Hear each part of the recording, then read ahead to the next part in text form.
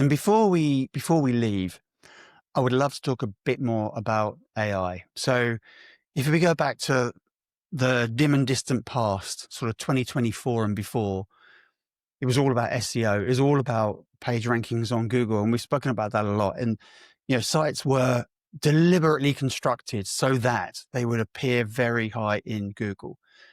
And now progressively more and more people are just going to ChatGPT.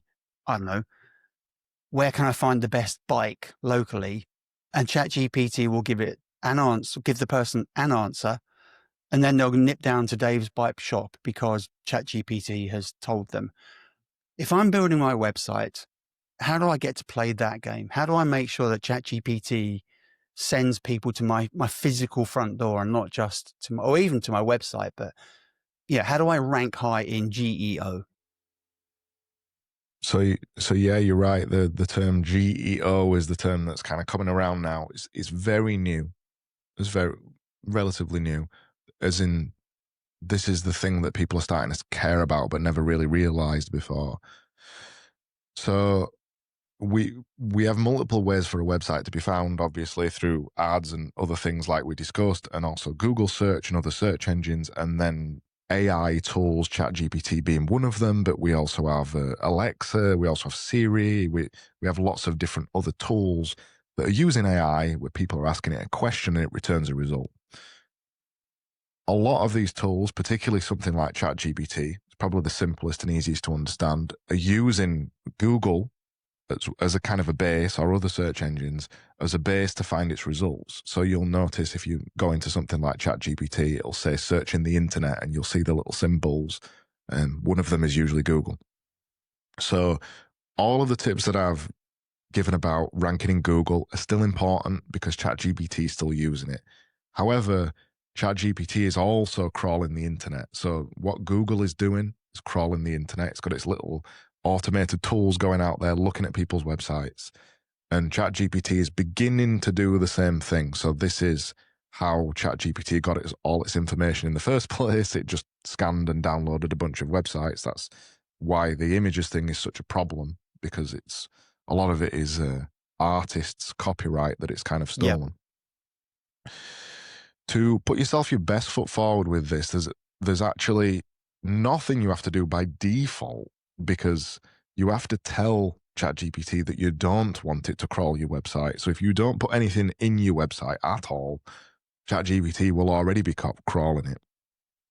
If you want to improve your likelihood of appearing in something like this, following the simple rules that I mentioned earlier, particularly around content, is important, because ChatGPT mostly people are asking it questions. ChatGPT is looking through websites to find simple answers to those questions. So if you can think about what questions people are potentially asking and you can put them in your website and provide the answers, you're at more of a likelihood of being found in something like ChatGPT for the answers straight away. So something I'm encouraging clients to do more and more is have a comprehensive FAQ section, frequently asked questions section, on their website that goes question, answer, in a very short answer, that's designed to specifically target something like ChatGPT, as well as the question and answer section in Google. You know, when you ask it a question, it returns just one answer. Yep. So I'm seeing more and encouraging more websites to kind of go down the route of there's going to be a portion of your viewers that are actually interested in just getting the question answered. So by having that on the website as well, so having an FAQ section specifically that's designed to almost be a little bit like ChatGPT, we're understanding that actually some people are searching that way now. So people are not even just scanning websites anymore. They're not even researching. They're actually specifically looking for questions to be answered. So getting people into that mindset when they're coming on your website is also useful too. So short answer, there's not really anything you have to do specifically technically wise, but you have to think about your content a little bit differently in terms of question and answer, and also keep it very, very simple. So almost pretend that you're going to go to ChatGPT, ask a question that you think your product, service, whatever could answer, create those questions on your site and answer them in a way that ChatGPT will like, and then you'll get surfaced, hopefully. Yeah, absolutely. Cool. The one that you mentioned earlier about what's the best bike shop near me, that's kind of localized search. So ChatGPT is still using Google local search and all that kind of thing, primarily to return those results. As far as I'm aware, I'm not so Right. familiar on that, but I'm pretty sure that's how it'd be doing it. The other thing that most people are kind of asking in ChatGPT is, when did the T-Rex die? Or whatever. Those kind of, more simple question and answers. How do I get a no-fault divorce? Those kind of things. Um, and then their sources are provided in ChatGPT. So those are the real advantages for a lot of people, I think, to get into ChatGPT search, to be provided as the source for some of the answers that it's got in there. So that's And then why you I'm, can dive down into the individual websites. Yeah. yeah. Craig, thank you so much. This has been really, really interesting to go through. And I found you on LinkedIn, I think through a connection or something, and I watched one of your videos and I was like, this guy's a bit nuts, and the material that you do is just so funny and so good and so strong.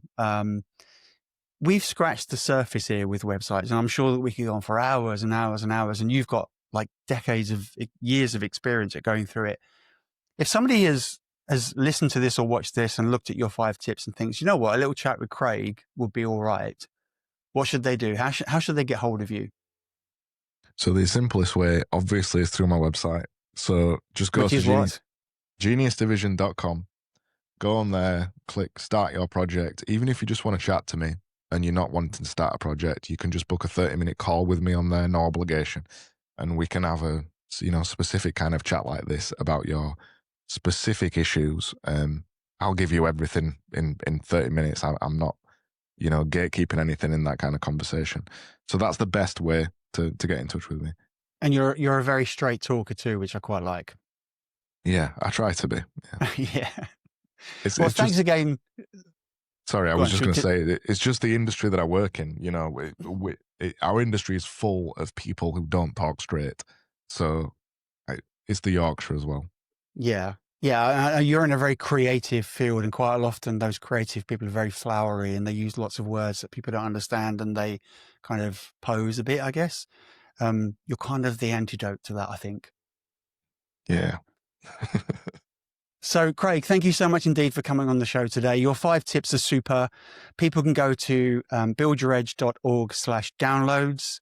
There's a page that tells you exactly what you can do, which is download free material, and your guide will be on there. It's amazing. Websites are sort of a dark art, which is what we talked about at the beginning, and you could get really complex and really technical about how to write the right stuff and how to build the right site and all those sort of things.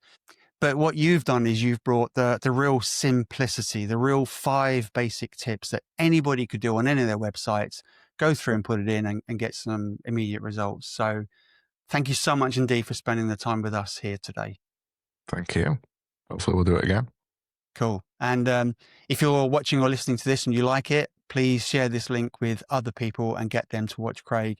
And finally, please go and find Craig's videos and have a watch with them. Grab yourself a cup of tea.